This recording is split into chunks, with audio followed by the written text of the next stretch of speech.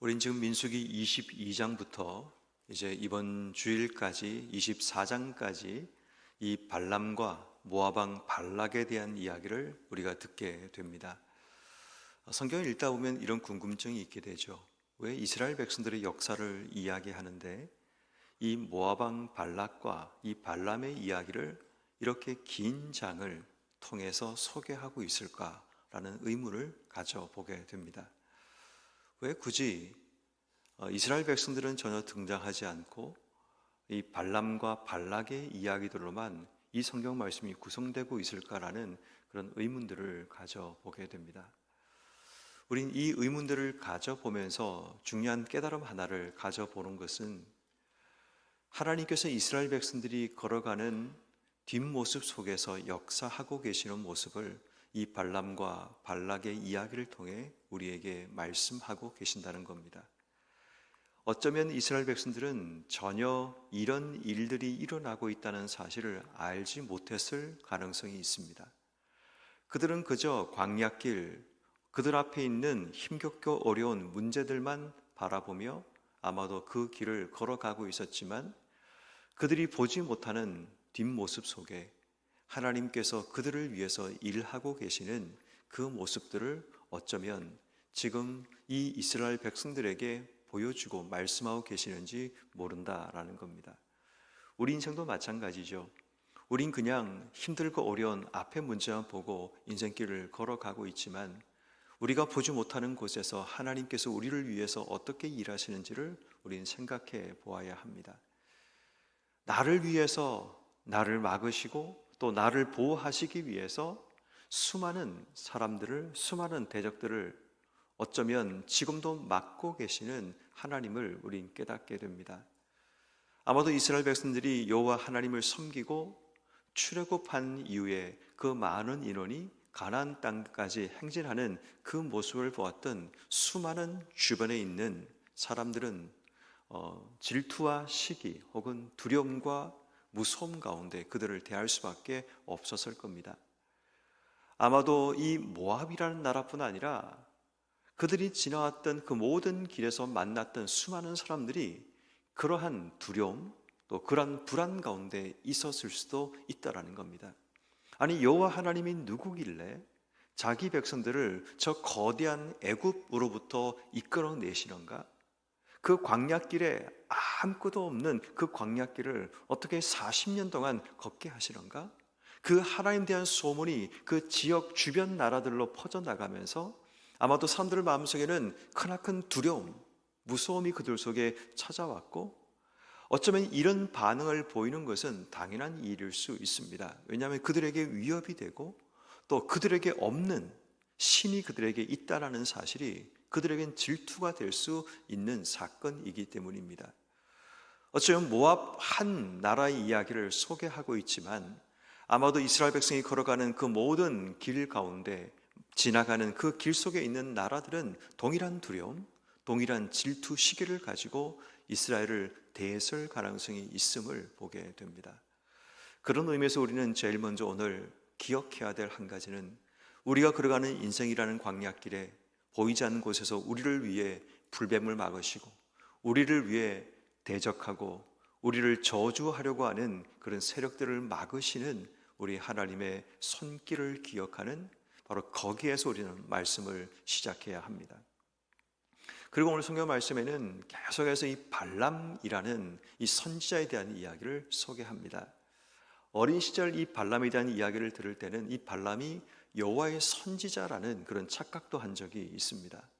하나님이 그에게 말씀하시고 그가 하나님 말씀을 듣고 뭔가 반응하는 모습을 보면서 그렇게 좋은 선지자처럼 보이지 않지만 그래도 하나님 선지자는 아닌가라는 생각을 해보게 된 적이 있습니다. 그런데 이제 자라고 이제 성경 말씀을 조금 더 읽다 보면 이 발람이라는 선지자는 하나님의 선지자가 아니라 고대 근동에서 점을 치는 점술가 혹은 사술가 정도로 이해할 수 있습니다. 이 발람은 하나님의 선지자는 아닙니다. 그런 복처를 받고 어떤 일을 행하는 사술을 하는 그런 사람이었기 때문에 우린 여기서 이 발람이라는 사람이 여호와의 선지자라는 착각을 일단 내려놓아야 합니다. 자, 그런데 이 발람이라는 사람에게 기회가 주어진 거죠. 어떤 의미에서는 돈을 벌 수 있는 기회가 주어졌는데 그 주어진 업무가 뭐냐면 지금 이 길로 지나가는 이스라엘 백성들을 저주하라는 그런 말이, 그런 업무가 그에게 주어지게 된 겁니다. 그런데 공교롭게도 여호와 하나님께서 이 발람에게 나타나셔서 그들을 저주하지 말라고 어제 우리가 읽었던 말씀 가운데 이미 등장하게 됩니다. 저주하지 말라고 말씀을 하십니다. 그리고 이제 그들의 업무 부탁을 거절하는 장면이 어제 읽었던 말씀까지 등장하는데 오늘 성경 말씀에 보니까 15절 말씀에 발락이 그들보다 더 높은 고관들을 보내게 됩니다. 더 높은 고관을 보낸다는 이야기는 발람이라는 이 선지자가 그들에게 중요하다는 것을 이야기하고 그 임무를 반드시 완수하기 위해서 또 높은 신분이 있는, 권세가 있는 사람을 보내고 있음을 보게 됩니다. 그들이 말을 하죠. 17절 말씀에 내가 그대를 높여 크게 존귀하게 하고 내가 말하는 것은 무엇든지 시행하리니 청하건대 와서 나를 위하여 이 백성을 저주하라 라고 이야기합니다. 자, 여기서 중요한 것은 당신을 높여주겠다라는 유혹이 하나 주어지게 되고, 두 번째는 당신이 말하는 것은 무엇이든지 시행해 주리라 라는 유혹이 주어지게 됩니다. 그때 18절 말씀에 발람이 이 발락의 신하들에게 말을 합니다. 그 집에 가득한 은금을 내게 줄지라도 내가 능히 여호와 내 하나님의 말씀을 어겨 덜하거나 더하지 못하노라 라고 얘기합니다. 자, 여기서 중요한 것을 우리는 봐야 됩니다. 지금 이 발람이 입으로는 거절하지 못하겠노라 라고 얘기하시면, 특별히 그가 은금을 지금 내게 줄지라도 라고 이야기하면서 은금을 줘도 나는 못한다 라고 얘기하지만, 그렇게 말을 한 이후에 그의 행동을 주목해 보면 19절 말씀에 그런즉 너희는 이 밤에 여기서 유숙하라. 여호와께서 내게 무슨 말씀을 더 하시는지 알아보리라 라고 이야기를 합니다. 우리 여기서 이 부분을 주목해야 됩니다. 입으로는 은금이 필요 없다, 당신을 높여준다는 그 말이 무슨 소용이 있느냐, 무엇이든지 말하는 것을 들어주겠다는 이 말에 관심이 없는 것처럼 말을 하고 있지만, 그렇다면 그들을 돌려보내는 게 맞는 겁니다. 그런데 오늘 이 발람이 보이고 있는 행동은 당신들은 여기 유하라, 내가 하나님께서 내게 더 말씀할 것이 있는가를 물어보겠다라는 이 말을 통해 두 가지 이 발람 속에 숨어 있는 심성을 우리는 발견하게 되죠. 하나는 그 속에 숨어 있는 탐욕입니다. 그의 입으로는 은금이 필요 없다, 은금을 줄지라도 하나님 말씀이 더 귀한 것처럼 그렇게 말을 합니다. 존귀하게 하겠다는 그 말보다 무엇인지 말하는 대로 들어주겠다는 백지수표의 유혹보다 하나님 말씀이 더 귀한 것처럼 그렇게 말을 하고 있지만, 실제로는 그의 마음속에 지금 흔들리고 있는 모습을 보고 있습니다. 왜냐하면 유해보란 얘기는 끝까지 그 탐욕, 얻을 수 있는 기회를 놓치고 싶지 않다라는 욕망이 그 속에 지금 드러나고 있습니다. 여기는 또 한 가지, 나의 뜻과 하나님의 뜻 사이에 갈등이 일어나고 있는 이 발람의 모습도 우린 발견하게 됩니다.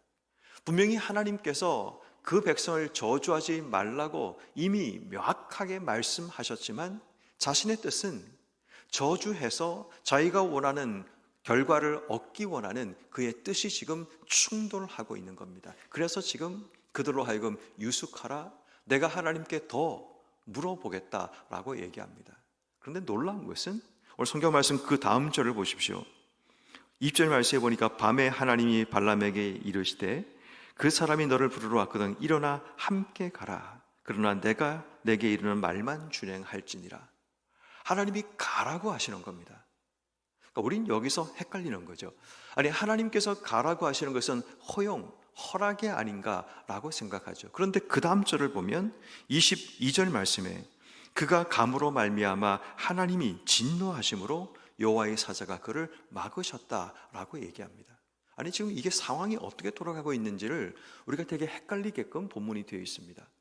그러니까 무슨 말인가 하면 하나님은 가지 말라고 말씀하신 겁니다. 근데 발람이 계속해서 하나님께 가야 되는 것을 이야기하는 겁니다. 아마도 수많은 이유를 댔겠죠. 하나님, 이 사람들이 또 와서 저에게 이렇게 간구하는데 어떻게 합니까? 뭐 이런 식의 얘기를 했겠죠. 하나님, 가지 않으면 제 생명이 위험할 수 있습니다 등등의 가야 될 이유를 자꾸만 하나님께 말하고 있죠.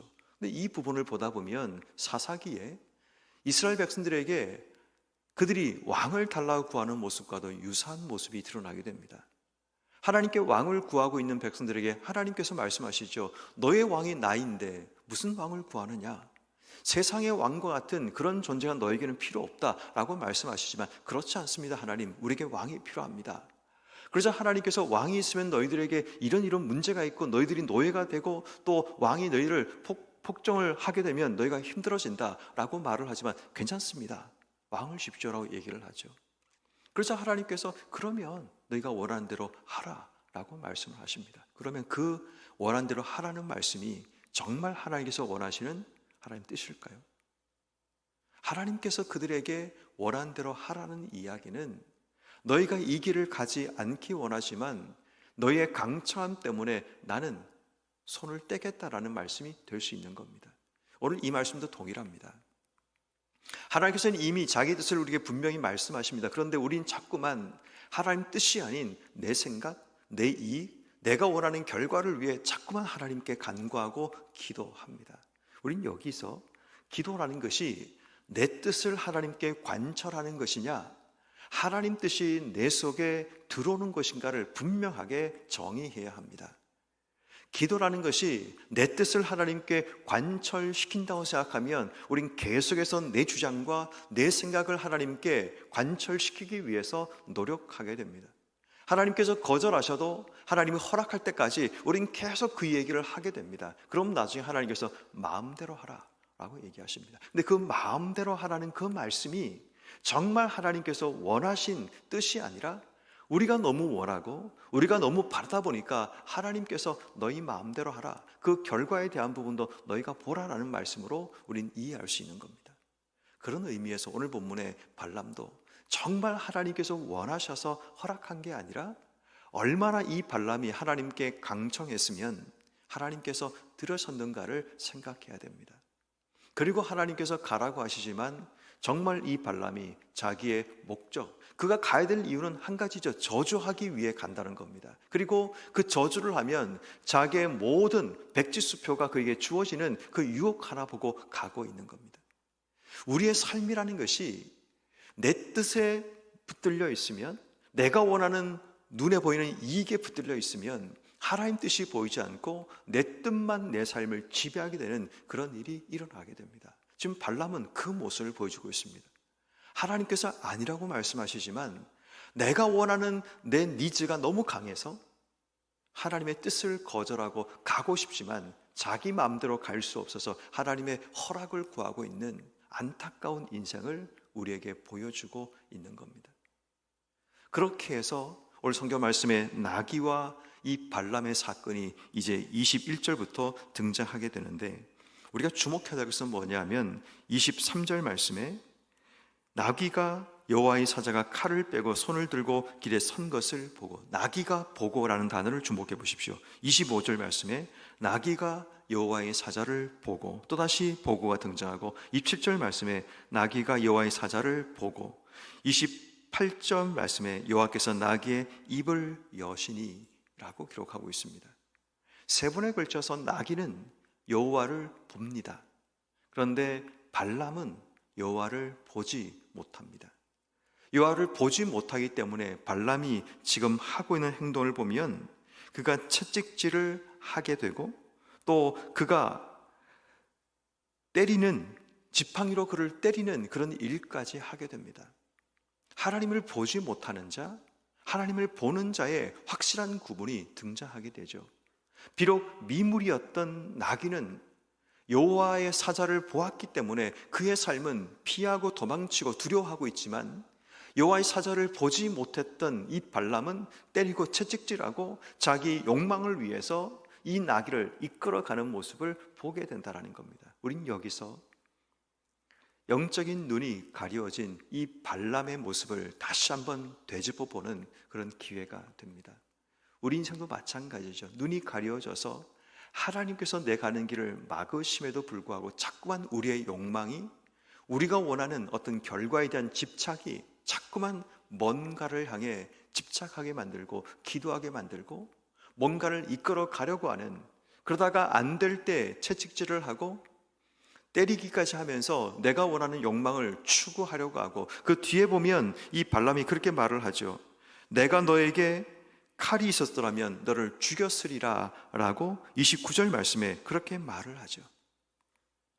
그의 마음속에 크나큰 분노가 일어난 겁니다. 그런데 중요한 것은 하나님께서 바라보시는 발람의 모습이 이러하다는 겁니다.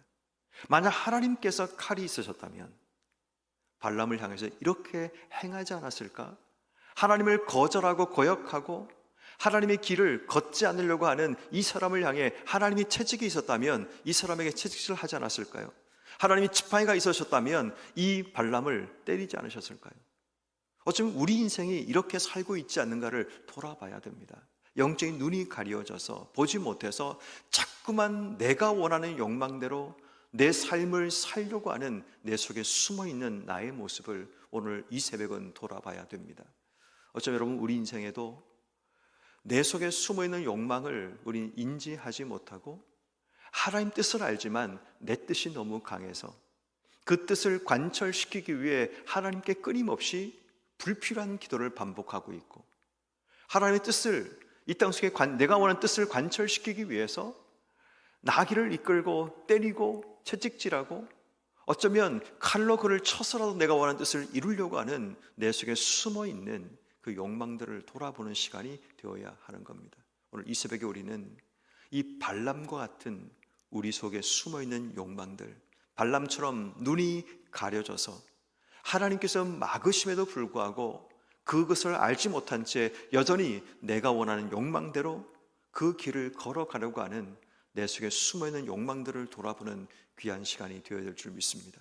그러나 반대로 하나님께서 자기 백성을 지키기 위해 보이지 않는 곳에서 일하시는 그 하나님을 기억할 수 있다면 우린 다시 한번 그 하나님으로 인해 감사와 소망을 품고 살아갈 수 있게 되는 겁니다.